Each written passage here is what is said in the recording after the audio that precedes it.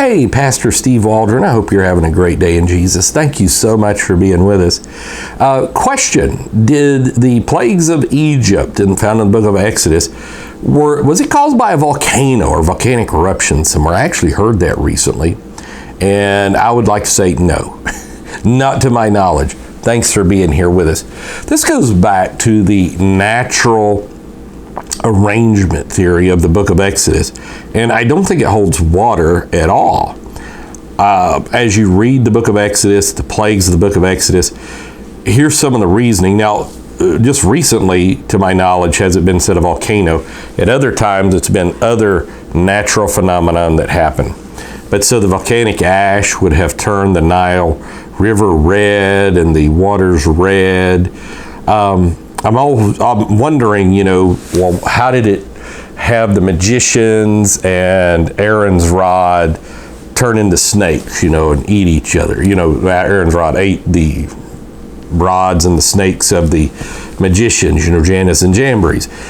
So that didn't, that's obviously a supernatural thing. Moses' hand going in his bosom, turning into leopard. Was that caused by a volcano as well? So the obvious answer to that is no. But then, it would go in because the volcano, it killed the fish, turned it red. Then the frogs would come, the flies would come from that, the lice would come from that, on and so forth. And occasionally, when I've read certain commentaries that present this, they present those theories so well that it seems convincing at the time. But it's just that. They're theories. As you read the biblical narrative, it is very assured that these were all natural phenomenon. Now, the Jews, and they had reasons for this chronology, they thought the plagues lasted like a year. Not each plague a year, but from stem to stern, when you're going through the 10 plagues, that it was about a course of somewhere around a year, something like that. And the Bible seems to maybe lend some credence to that if you do a close reading of that. But be that as it may, I don't think there was any natural phenomenon used by God in this. Not saying God could not use natural phenomenon, but I just don't think here in the plagues.